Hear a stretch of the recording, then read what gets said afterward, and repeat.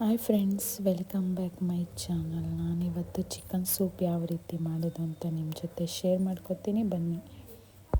ಮೊದಲಿಗೆ 1/2 kg chicken ತೊಗೊಂಡಿದ್ದೀನಿ. ಈಗ ಒಂದು ಬಾಣಲೆಗೆ ತುಪ್ಪ ಹಾಕ್ಕೊತಾ ಇದ್ದೀನಿ, 1 ಸ್ಪೂನ್ ತುಪ್ಪ ಮತ್ತು ಎಣ್ಣೆ ಹಾಕ್ಕೊತಾ ಇದ್ದೀನಿ. ಈಗ ಒಂದು ಸ್ವಲ್ಪ ಹಸಿಮೆಣ್ಸಿನ್ಕಾಯಿನ ಜಜ್ಜಿಬಿಟ್ಟು ಹಾಕ್ಕೊಂಡು ಚೆನ್ನಾಗಿ ಹಸಿ ಸ್ಮೆಲ್ ಹೋಗೋ ಗಂಟ ಅದನ್ನು ಚೆನ್ನಾಗಿ ಫ್ರೈ ಮಾಡ್ಕೊತೀನಿ.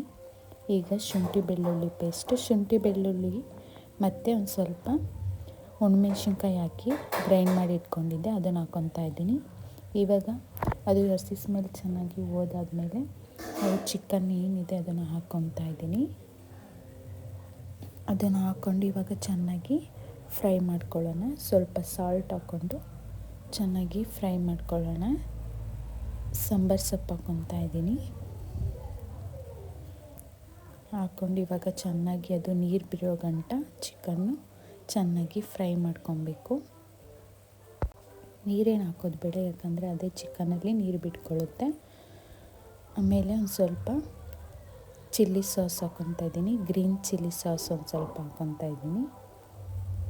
ಈಗ ಒಂದು ಸ್ವಲ್ಪ ಸೋಯಾ ಸಾಸ್ ಹಾಕ್ಕೊತಾ ಇದ್ದೀನಿ. ಹಾಕ್ಕೊಂಡು ಇವಾಗ ಚೆನ್ನಾಗಿ ಫ್ರೈ ಮಾಡ್ಕೊಳ್ಳೋಣ.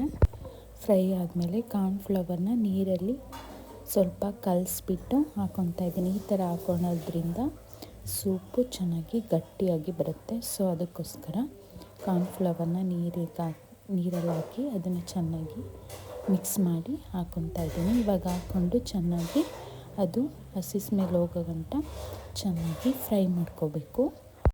ನೋಡಿ, ಆಲ್ರೆಡಿ ಇವಾಗ ಅದು ಚೆನ್ನಾಗಿ ಫ್ರೈ ಆಗಿದೆ. ಈಗ ಸ್ವಲ್ಪ ಸಾಂಬಾರು ಪುಡಿ ಹಾಕ್ಕೊತಾ ಇದ್ದೀನಿ, ಒಂದು ಸ್ವಲ್ಪ ಚಿಕನ್ ಮಸಾಲ ಹಾಕ್ಕೊತಾ ಇದ್ದೀನಿ. ಹಾಕ್ಕೊಂಡು ಇದನ್ನು ಚೆನ್ನಾಗಿ ಫ್ರೈ ಮಾಡ್ಕೋಬೇಕು. ಫ್ರೈ ಮಾಡಿಕೊಂಡ್ರೆ ಅದು ಸೂಪ್ ಟೈಪ್ ಬರುತ್ತೆ, ಅಲ್ಲಿ ಗಂಟ ಅದನ್ನು ಚೆನ್ನಾಗಿ ಫ್ರೈ ಮಾಡ್ಕೊಬೇಕು. ಕಾರ್ನ್ಫ್ಲವರ್ ಹಾಕೋದ್ರಿಂದ ಸೂಪ್ ಟೈಪ್ ಬರುತ್ತೆ, ಸೊ ಅದಕ್ಕೋಸ್ಕರ ಥಿಕ್ನೆಸ್ ಆಗಿ ಬರುತ್ತೆ ಕಾರ್ನ್ಫ್ಲವರ್ ಹಾಕೋದ್ರಿಂದ.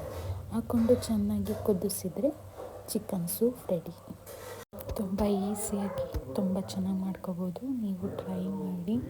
ಇಷ್ಟ ಆದರೆ ಲೈಕ್ ಮಾಡಿ. ಯಾರಿನ್ನೂ ಸಬ್ಸ್ಕ್ರೈಬ್ ಮಾಡಿಲ್ಲ ಹಾಗೆ ನೋಡ್ತಾ ಇದ್ದೀರಾ, ಸಬ್ಸ್ಕ್ರೈಬ್ ಮಾಡ್ಕೊಳ್ಳಿ. ಇನ್ನೊಂದು ವಿಡಿಯೋ ಜೊತೆ ಸಿಗ್ತೀನಿ. ಅಲ್ಲಿವರೆಗೂ ಕಾಯ್ತಾ ಇರಿ. ಬಾಯ್.